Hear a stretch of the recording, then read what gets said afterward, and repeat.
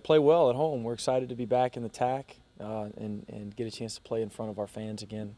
Last time we were in here, the place was electric, so we look forward to that atmosphere again. And you know, today is for us is more about us than it is Tulsa. We try to do that on Mondays. We'll talk some Tulsa, and we'll watch some Tulsa. We'll also watch some offense and defense from our last couple games, and physically today, like we normally do on Mondays, it'll be more about us than anything, because you forget. I mean, you're in the middle of your season, and you go from one opponent to the next, from scouting report to the next, and you forget that most importantly, you've got to improve yourself. We've got to prepare for Tulsa, but we've got to continue to get better as well. Talking about improving, you saw McNeil come off the bench and shine. You had Anderson also put up some big numbers. Just talk about your guys and talk about how they've been through this. Yeah. You know, we were coming off a road trip in Conference USA that was tough, like we expect all road trips to be, like they were in the WAC. And we had some success. Fortunately, we went 1-1. We would have liked to have gone 2-0, but I played two very good teams. UTEP's playing as well as anyone in our league. Didn't have a lot of success. Didn't play overly well, but a lot of that had to do with UTEP. They're very, very good. We really struggled to defend them. We struggled to turn them over. We had some turnovers which led to baskets. It wasn't our best decision-making game on both ends, but some guys played pretty well. We had a few guys play pretty well. I thought we played well, really well for 20 minutes at UTSA. You mentioned Keon McNeil was very, very good. Cordarius Johnson was really good. Jaron was really good, and Chris Anderson I thought was the best player on the floor. So we're coming off a good performance at UTSA. We kind of went in cruise control in that second half, which we would have liked to have avoided, but we didn't. But we did get a road win, and they're hard to come by. Coach, what is it about Keon McNeil in that building at UTSA? Yeah, I don't know. We joked about it before the game, after the game with Keon, in that he probably felt comfortable in practice the day before and warm-ups, and you know, Speedy was able to get him some looks. Some other guys were able to get him some looks, and he got himself going. After he hit that first one, we said, "Oh, here we go again." It's a good sign, and like it normally is, but especially in that building, I think it gave us all a little bit of confidence when Keon hit that first one.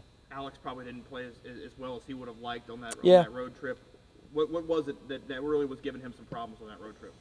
Well, the first game, it was UTEP. They give a lot of people problems. They lead our league in field goal percentage defense. And as well as they defend better at home, as everyone does. And that place was electric. It's a great atmosphere. Coach Floyd obviously does a tremendous job with changing defenses, keeping you off balance. It seems like when you get in, or you feel like you're about to get into a rhythm against a certain defense, they change defenses on you immediately. And they key in on him. You know, Alex is a terrific player, and he's at the point now where he is scouted against heavily, as Raheem is, as Speedy is. So it's not that he played bad at UTEP. Heck, he made some big plays in the second half to make it interesting. And then, unfortunately, he was under the weather a little bit at UTSA, but he'll be back healthy for Thursday night. My math's correct. You're halfway through the conference slate. Considering the injury to Raheem and everything, 6-2, how do you feel you stand? And did you feel like you kind of overachieved a little bit at 6-2 when Raheem went out? I mean, what was kind of your thought process? Because that was the first league game, if I remember correctly. Yeah, I can't remember what game that was. It's all a blur. Yeah.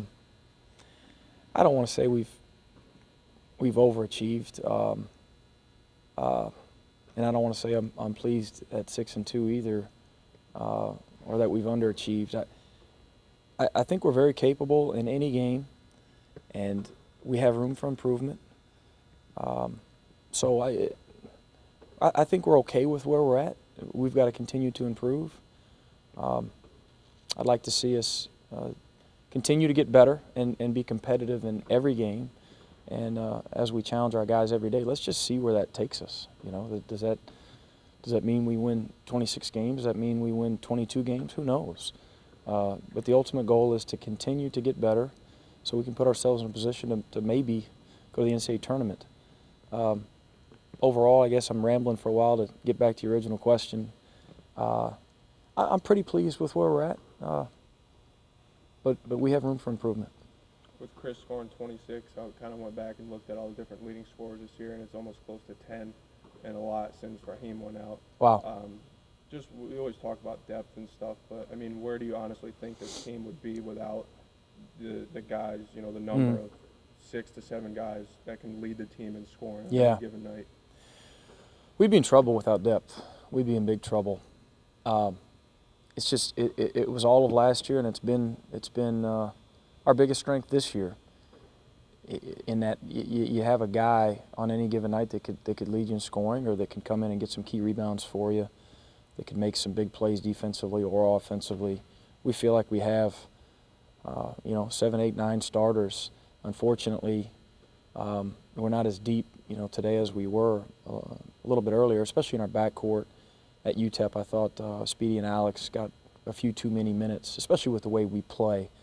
But that said, our depth is very important to us, and it will continue to be, really, as long as I'm here, because that's the way that's what we're building around, our style of play, and we want to play fast. We want a lot of possessions, and hopefully we continue to be deep. Chris has been solid all year, but had 2 back-to-back really good games. What do you attribute that to? I mean, when you go back and look at the film, is there something that you see that he's kind of doing to exploit matchups or anything like that, or what? I think the biggest key for Chris is just staying out of foul trouble. We always joke with him that, Chris, one day you're going to get a double-double when you don't foul out in the first half.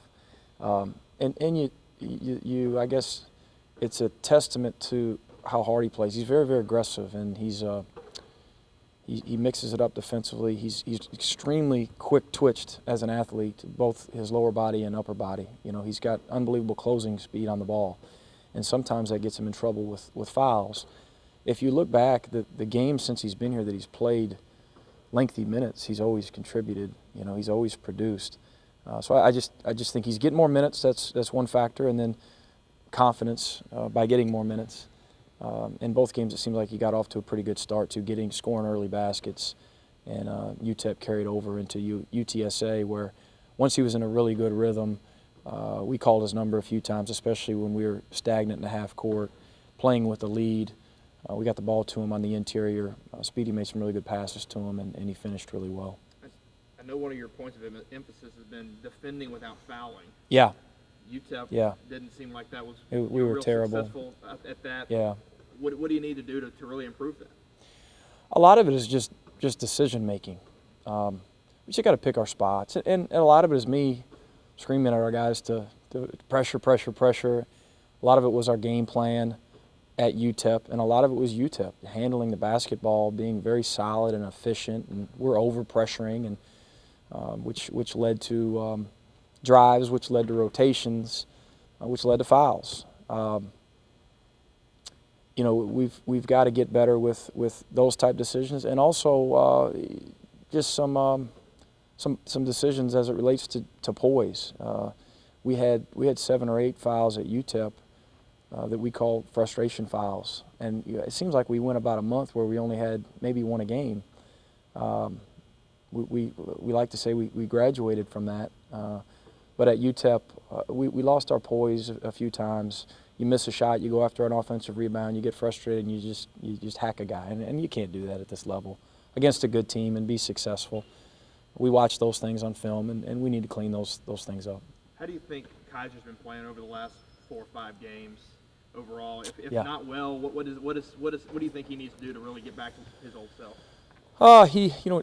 It started with a little hand injury he had, and then he got into I want to say the next game he got into some foul trouble where his minutes were limited, and then he had the flagrant 2, and he was suspended a game. So he struggled to get into a rhythm as of late, and you got to credit your opponents as well. I mean, everybody struggled at UTEP. They're good, and a lot of teams do struggle there. Hopefully Thursday night we can get him off to a better start. Another factor is probably the reputation that he's developed, as an elite shot blocker, and teams have gone right at him, and teams have done a good job initiating contact and going right at him. So he's got to play with strength. He's got to play with with discipline and not try to block every shot, but pick his spots, so he'll stay more out of foul trouble, and he's got to play with poise as well, and like all of us, and continue to improve with making decisions. Any update on Raheem? How many weeks do you think is he estimated to be out? Not a clue. No update at all, other than he's rehabbing a bunch and he's Still ready. hurts? Yeah, I'm sure. I hadn't even looked at it the last few days. He didn't make the trip with us.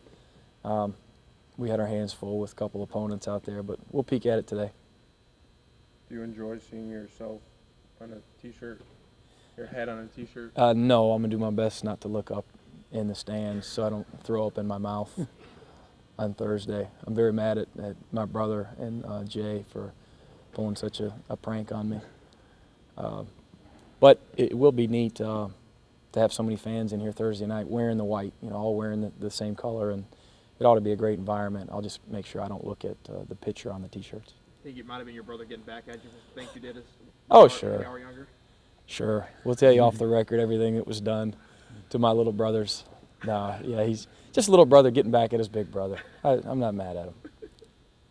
Give a little scouting report on Tulsa, just your next opponent. They come in, they feel like it seems like they're playing their best basketball right now. Yeah, they've won 6 out of 8. They're very good. Tulsa's really good.